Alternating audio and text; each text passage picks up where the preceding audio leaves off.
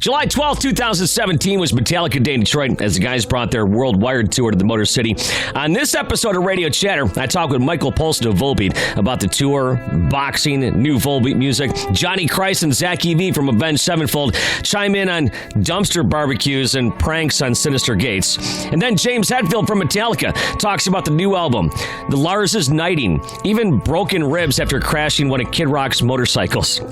All today on Radio Chatter. T-minus 10, 9, 8, 7, 6, 4, 3, 2, 1, and liftoff. This is Radio Chatter with WRIF's own Meltdown. I was just talking with my boss a little while ago, and I said, you know what? Just when you think you've done the coolest thing in this business, something cooler comes down the pipe. And last night was pretty cool. There's no question about it. Metallica in town with Avenged Sevenfold and Volbeat. And man, I had a hell of a day as I was broadcasting live. I was doing interviews with the bands, even did a stage announcement before Mixmaster Mike with my cohorts and Carlini. So I'll tell you what, it was a pretty big day. They were worried about the weather coming in and ruining the fun for everybody, but that didn't happen. The weather gods were on our side, as you'll hear James talk about that a little bit in the first interview. The show went off without a hitch, as a matter of fact. A little bit early. I think Avenged had their set cut a little bit short, perhaps the Volbeat guys as well, just because of that threat of weather coming in. But all in all, a great day in the Motor City. What a great place to watch the show, by the way, at Comerica Park. What a beautiful stadium. The city skyline in the background, just really cool stuff. So, in the meantime, we were waiting for James. We were supposed to talk with him at around 4:45-ish or so. I'm not sure if they got there late. They had some TV to do, and our interview got pushed back like several times, and finally we touched base with him around 6 o'clock when he walked into this locker room area. You can check out the video, by the way, on YouTube and at WRIF.com. But today we'll replay the audio right here on Radio Chatter as I sat down and talked with James Hetfield from Metallica. Hey, it's Meltdown back here with Papa Het, James Hetfield. Welcome back to the Motor City, man. Thank you, Meltdown. How goes it? Everything's going great. I was thinking about this earlier. You're going to have like the best seat in the house. You're going to be on stage. You look over. You got the GM. All your car dreams have come true right here. I guess so. Hey. The Motor City, right? Yeah. Well, if I get to enjoy any of it, I don't know if the weather helps us out here tonight. Listen, stop talking about it. You can't mention it. It won't happen. You see? Oh, ignore it, and it goes away. It just goes away. Uh-huh. So that's how it works. Like 45-year-old drunk people? Well, let's not talk about that. I told you, don't bring that up. All right. Anyhow, no, I'll tell you what. Do you find that there's like a whole new energy around with this new record now? I mean, Death Magnetic was great. This one's greater. I mean, and it seems like there's just a whole new energy with Metallica. Yeah, we're super shocked and pleasantly surprised to be hearing how people enjoy the album as much as we do, and to go out there and be playing close to a third of the set new songs. 4 or 5 new songs a night. There's no way I would have thought that to be true, but we're experiencing it, and it's a great blessing. Yeah, it's really cool, man. It seems like just everything. I mean, I was thinking about this earlier. July 25th, 1992, I saw you guys play with Guns N' Roses in Buffalo. Now we fast forward to July 2017, and you guys are both still playing stadiums. It's amazing. Yeah. Well, the fact that we're still alive, that's even more amazing. That's right. The fact that at least Metallica as a band is still together, we should get awards for that. Right, exactly. Would you ever consider touring with Guns N' Roses again now they're back together? Yeah. we kind of did that. All right, next question. Yeah. So has Lars held this knighting thing over your head at all, or what? No. He tried to brush it under the rug. And I found it on the news stuff. Oh, really? He didn't even tell you about it? No, he didn't tell. He must have been a little embarrassed, And, I mean, yeah, I think it's to be from a country and be recognized like that, I think it's pretty cool. Yeah, it is cool. Yeah. It is cooler than he probably thought we would think it is. He's probably a little embarrassed by it, but I think it's a cool honor. What's a cool honor like that has been bestowed on you? Oh, best dad on Father's Day. Best dad. There you go. Yeah. Perfect. A little trophy. Yeah. I think I got my wife a best wife trophies from West Hollywood cup? once. Yeah, right. I think my daughter got me a coffee cup this year. It says, "At least your daughter's not ugly." Oh, nice.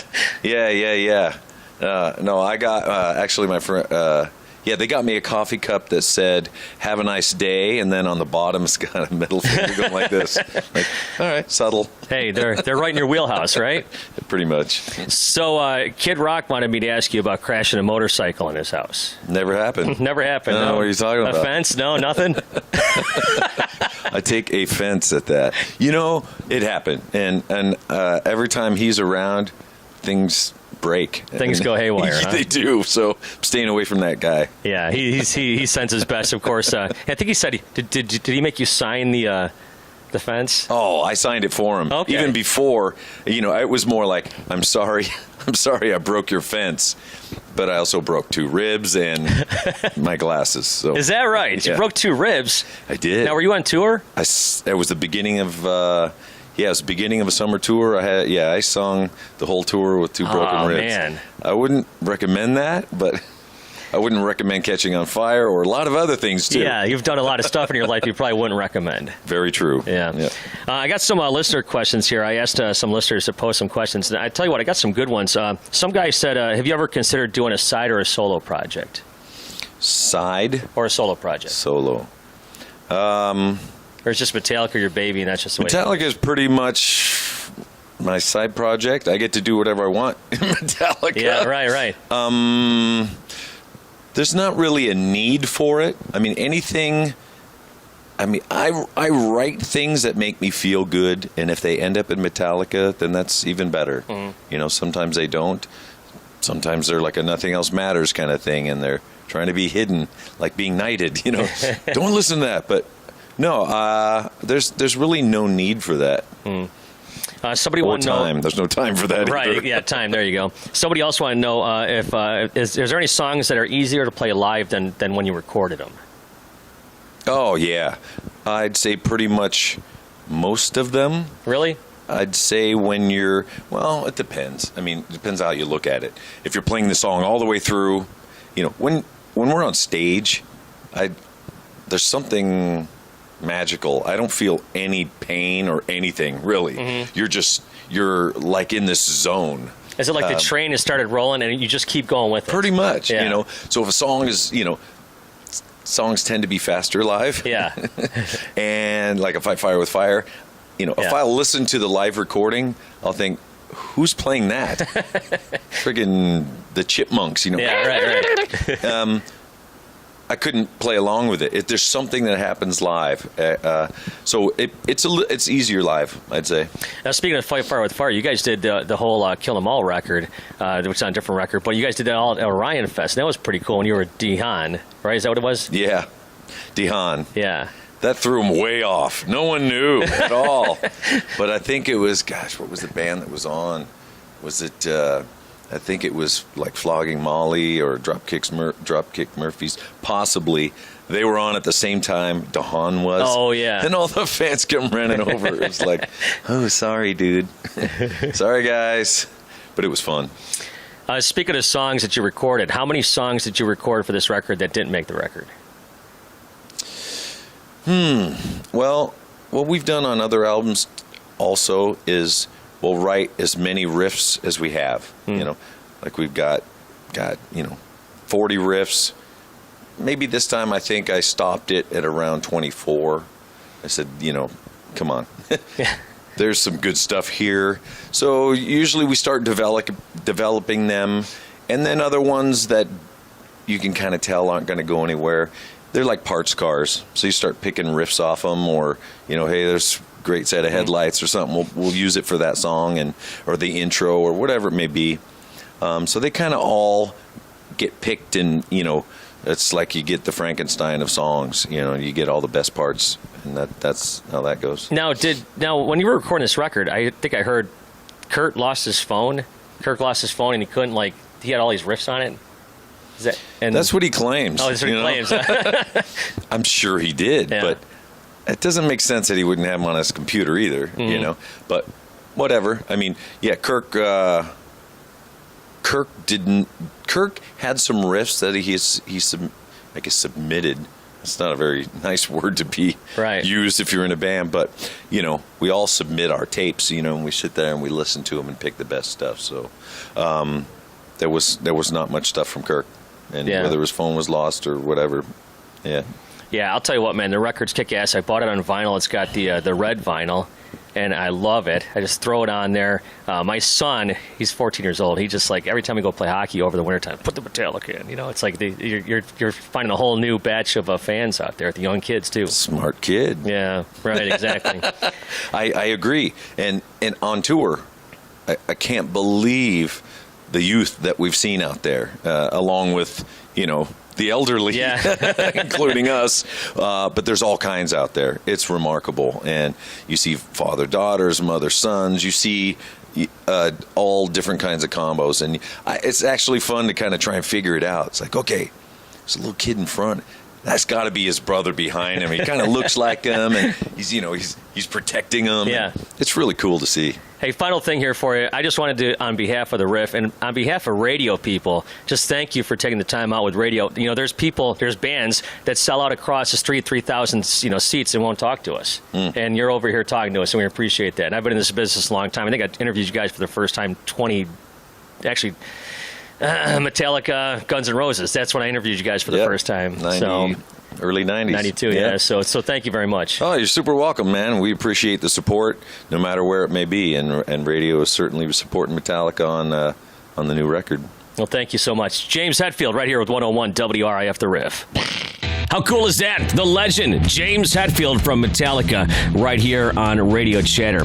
They were supposed to give me 15 minutes with James, but because of the weather-related issues and the fact that they were running behind and they were pushing, bands' set times a little bit shorter, they said I had to cut it down to about 10, which is great. I mean, hey, you know what? 10 minutes is better than none when it comes to talking to one of the guys from Metallica. I think that's about the 4th or 5th time I've actually interviewed James, and perhaps maybe the 3rd, I think, in person. So it's really cool to see James again. And, of course, the show was unbelievable.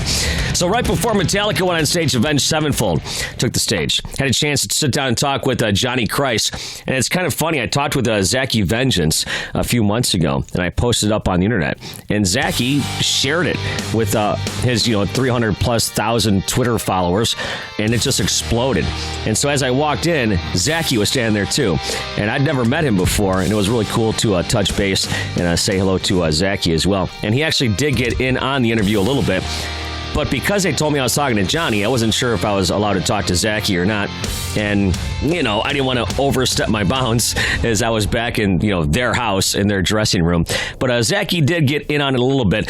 But it was funny because I actually messaged Zacky a few times before the show. And he gave me a couple cool little things to talk about with Johnny. One of which being a dumpster barbecue. And, of course, pranking Synyster Gates on this tour. So here's what my interview with Johnny Christ and Zacky, jumping in a little bit, sounded like backstage July 12th, 2017, right here on Radio Chatter. All right, backstage here, getting ready for Volbeat, Avenged, and Metallica. It's Meltdown here with Johnny Christ from Avenged Sevenfold. How you doing, man? I'm doing great, man. How about yourself? I'm doing awesome. How's things been going on the tour? I guess the first hack question of the day. So, it's been great, man. I've been in some really cool stadiums. The guys in Metallica have been great to us. It's been a lot of fun, man. Yeah, if I remember correctly, you guys had the stage and everything. You guys were going to do that, and then all of a sudden it's like that all just stopped when Metallica calls up, huh? Yeah, pretty much. I mean, when they're offering to take you out to the stadiums and do a really cool summer festival style show, like just a big ass stadium show, you kind of have to go with it. And then you guys are doing some one-offs here and there, right? Yeah, we got some of our own shows peppered in there, and a couple of festivals that are in there, and all that kind of stuff. So we're just kind of nonstop, Yeah.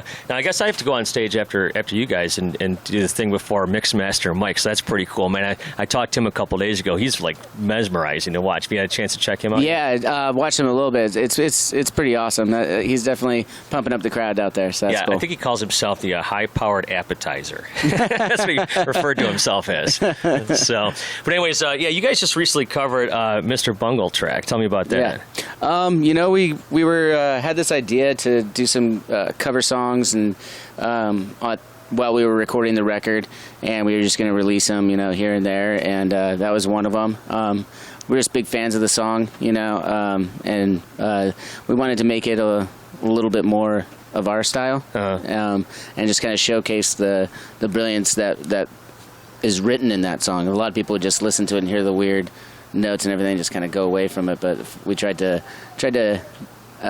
mess it around a little bit so that everyone could hear the melodies and everything, and see what really went into writing a song like that. Now, did you guys have to talk to Mike Patton or the guys to get permission to do it, or you guys just do it? No, I think we just did it. Oh, okay, yeah, just do it. Ask permission and I think forgiveness ask later on. Yeah. I remember back when you were really young, I watched Mike Patton stick a microphone up his ass on stage one night. So that kind of stuff. That's pretty happens. awesome. Yeah, right. That's it was. pretty Yeah, awesome. it was awesome. Not sure about this. As a matter of fact, I was just talking about this with Billy Sheehan, who happened to be standing next to me at the time. Oh, that's awesome. So, are you a Billy Sheehan fan? Absolutely. He's a absolute monster freak on the bass, man. Yeah, I've talked to a lot of bass players lately. I talked to Rudy Zarzo, because they just had that Hired Gun movie come out, which is really cool. What other bass players inspire you? I mean, obviously Robert probably, right? Robert, yeah, absolutely. Robert Trio, Les Claypool, Matt Freeman, Flea. Yeah. There's a lot of great guys out there that have inspired me along the way. Yeah, Geddy Lee or anything? Oh, I love Geddy Lee. Yeah, absolutely. That's pretty cool. So you're here in Michigan here, and I hear that you guys had a dumpster barbecue. Is that true?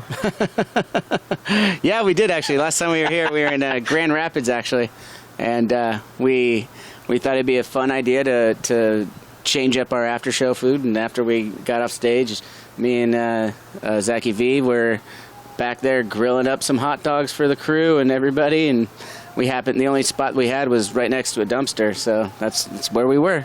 All right, well, he's here nodding his head, so it must be true. Is that true, right? That is absolutely true.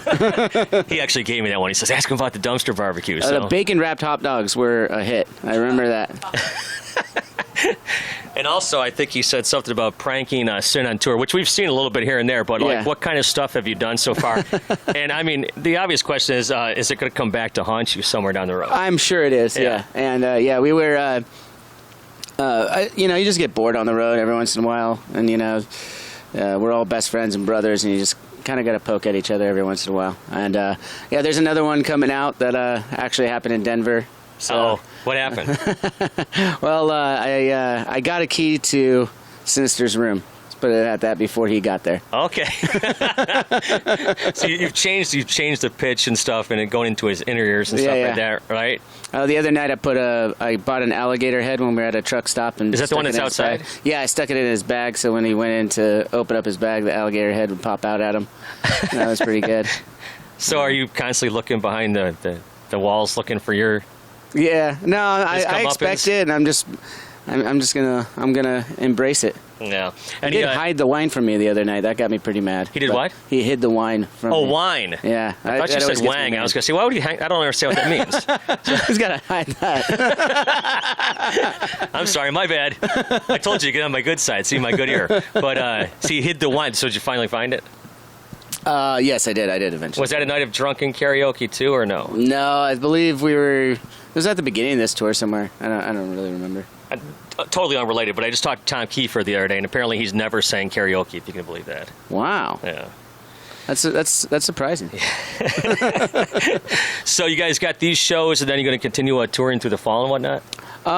No, I think we got a couple of things that we're trying to figure out, but we're gonna be back in next year probably. Where we got some other things to do in the fall. Yeah, Zacky, what do you have to add? Oh man, I don't even know. All I know is that Detroit is always such a great place for us. We always get into some trouble here, and we always have a great crowd, and happy to be back. Hopefully the weather holds up tonight, but either whether or not it does, we'll be out there doing what we do. It is cool. I tell people this all the time. I came here 22 years ago, so I'm not like a native like Michigander or Detroiter, but man, I'll tell you what, if there's one rock city I could have gone to for a radio gig, this is it, because I mean, so much great music has come out and continues to come out of this city. Absolutely. Yeah. So, Well, listen, guys, have a great time tonight, and thank you for your time as always, All right, and we appreciate it. Thank you very much. Johnny Christ and a little bit of Zacky V on the Radio Chatter podcast. Yeah, like I said before the interview started, I was corresponding back and forth with Zacky Vengeance, and I actually never met him before. So when I walked into their dressing room, Zacky was the first person I saw, and I introduced myself. He said, "Oh man, good to meet you," and the whole thing. And he actually given me some tips about the barbecue and about the stuff with Synyster Gates and whatnot. And so it was cool to talk to him and finally meet him in person. But the record company or their management or whatever had set up this interview with Johnny, which is fine. So I don't know. I guess due to interview etiquette, I wasn't sure if I was supposed to talk to Zacky or not. And he was sitting right next to me, and he was getting ready for the show because at this time the show was about to start in I think around 30 or 35 minutes or something like that. It was pretty close to showtime. Volbeat was actually on the stage when I was talking to them, so yeah, they were getting pretty close.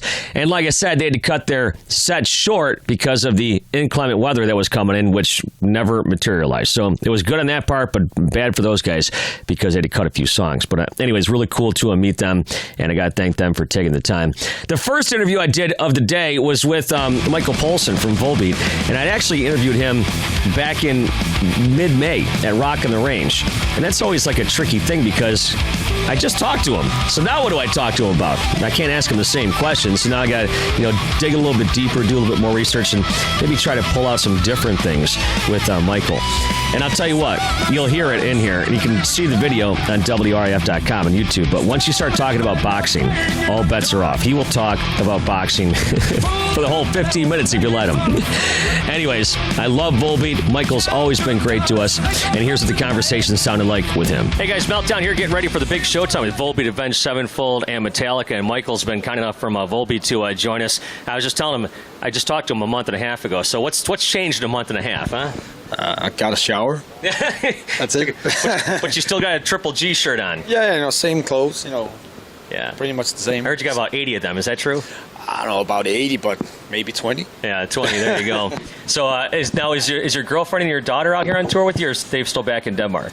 Still back in Denmark, so pretty much looking forward to get back home and see my girls. Now, I mean, with technology nowadays, I mean, there's got to be a lot of like FaceTiming and stuff, I would assume, right? Yeah, definitely. Every day, a lot of FaceTime and pictures and small videos. Yeah. I remember talking to you at Rock on the Range. You told me the crazy story about leaving the tour and then coming back. And it seems like since then, Synyster Gates has had a kid. I think there's a couple other kids that were born. It's like this trend going on this tour, apparently. It's the baby tour, I'll tell you. Yeah. So how's things going out here? I see that you got I saw the stage, and I saw your boxing ring motif around there. How's things been going opening up for the shows? Really good. We love the new production. Actually, Metallica actually helped us out with the production, with the boxing ring. So we kind of, kept that production also to use it for some of the European shows. So it's a new way to, move around on stage, to use that boxing ring somehow. Yeah, and it's cool because a lot of times these bands won't give you the ego ramps to use, but you can use them out there today, can't you? Oh yeah, totally. Yeah, everything. Yeah. And it's fun, it kind of gets you out of your comfortable zone on stage. It takes a couple of shows to time everything, but when you're there, it's great fun. Now, do you use this is kind of technical garbage, but do you use in-ears and stuff out there? I do. I was very much against it for many years, but I remember when it came out, it was not really good. Yeah. But it is something that it takes time to get used to. But when you get used to it, it's a blessing because you spare a lot of power in your throat. Oh, okay. Yeah. So and I mostly do it because I can spare my throat a little bit, when we're touring and. It's definitely working. Well, I ask you about that because it's like when you're out of there in those big ego ramps, and people may not realize this, that the music's coming out a little bit behind. You know what I'm saying? It could be like that kind of issue too, and I guess it would help you to stay in time with the beat and everything like that. Definitely, because you wouldn't be able to, without in-ears and going all the way out there, there's no way you would be able to play a show because, as you said, there's a huge delay. Yeah. So you have to turn up your belt pack, which controls all the things up to your in-ears, to turn up loud to be able to perform out there in the front. Yeah, that's like when I saw Metallica with Guns N' Roses. back in 1992. It's almost exactly 25 years ago to the day, and Slash and all the guys are up there in those big stages all over the place. They didn't have that luxury back then, so it's kind of it's kind of a great invention. Yeah, that's a great challenge in it, and when you touring as much as Metallica does and Volbeat does, it's great to be able to do something special for the fans that they haven't seen before. You can tour a couple of years with the same production, and that's fine. It also has a huge cost, so it's always nice to, have a new production and do new stuff, and kind of, even though it's great to be in a comfortable zone, but by time it also gets a little bit boring. So breaking those rules and comfortable zones is always great fun. Now, you just mentioned Europe a few minutes ago, and I saw you guys for the first time, I'm going to say about 6 years ago or so at St. Andrews Hall. And I don't expect you to remember the show, but, I mean, a little like 1,500 seat theater, right? And I remember the guys from Metallica were actually pumping you guys up pretty big. I mean, Lars was into Volbeat and stuff, but at the time I think you guys were playing over in Europe to big monster crowds. Talk about breaking in America and what it's meant to your band. Still pretty much working on it. We kind of noticed that America is pretty big, so it takes time, to get all the way around. But it's been great breaking America. It's been a lot of hard work, a lot of road work, and of course Metallica was a big help for Volbeat to begin with when they brought us on tour the first time. We've been on tour with Metallica a couple of times here in the U.S., and we're always good to follow up those shows the year after, come back to same cities and stuff like that. You have to continue coming back, and we've been very lucky that the radio station really digs what Volbeat is doing, and we have a really great followers of fans here in America who are now troopers in the Volbeat camp. So I'm very, very proud and satisfied how our career is forming here in the U.S. Because it takes time, but it definitely worked. But every time we come back, we're playing bigger venues, and the ticket sales are getting better every time. So I'm not complaining. Yeah, it's definitely not an overnight sensation. No, we didn't win any competition at all. Exactly. It's hard work. It's hard road work. We all been back in the days in our cold 9-seaters without any heat or food or anything, come home with no money at all. This kind of work is for some people, and for others really not. So you have to dedicate yourself to the road, and that's what we've been doing for many years now. We're also touring in different other bands before we were playing in Volbeat. So we've been around since the tape trading days, in different constellations of bands. So we were pretty much there when, as I said, when we had Underground magazine and we were tape trading, no internet. You have to promote yourself very differently. So I'm proud of that. We're finally at a place in our career in Europe and America where we're doing really good, and we can only thank ourselves and the people behind us for some hard work. Yeah, the people behind you, your parents and your upbringing. I know your parents were big music fans. That's where you got your musical chops. If you could name some albums that really crafted your musical taste, what would they be? Some what? Some albums. Some albums. There's a lot of albums from the 50s and 60s. Right. Not only Elvis Presley and Johnny Cash, but a lot of artists who was also standing in the shadow of the legendary performers. But, definitely, bands like Black Sabbath and Dio, Rainbow. If we talk heavy stuff, Metallica, Slayer, Iron Maiden. But, I also had a career before Volbeat playing death metal. Right. So, and I'm still very much into death metal. So. What was the name of your death metal band? Dominus. Okay, yeah. And I'm still in very good contact with a lot of death metal bands these days. But I do listen to a lot of different kind of music, like gospel music. I don't, I'm not a believer. I believe in the spiritual world, but I'm not a religious guy at all. I don't support religion. I like blues. like pop rock. I love death metal, black metal. You know, it really punk music. It really doesn't matter what it is, as long as it moves you and gives you something. Just like food, when you put it in your mouth, and you're gonna know in a few seconds if you like it or not. Now we're going to talk boxing here in just a second, but Rob Caggiano's been in the band for a while now. So tell me, like, what he brings to the band. Maybe how things have changed. A lot of waiting. A lot of waiting. You're always waiting for Rob. Oh yeah, no, he's getting better. He's getting better. What do you wait on Rob for? Yeah, that's a good question. Backstage meet and greets. You know, he's doing really good. We're very proud of having Rob in the band. You know, he's a solid guitar player, tremendous good lead guitar player, also good rhythm guitar player. He's pretty much one of those guys who can play on any instrument. So that's always fun. But, you know, besides that, he's a really cool guy, you know, lots of fun. And he fits really good into the band. It's good to have a second guitar player where you can actually hear him on stage. You know, he has his own signature, I have my own signature, and those two things combined, you know, are really working.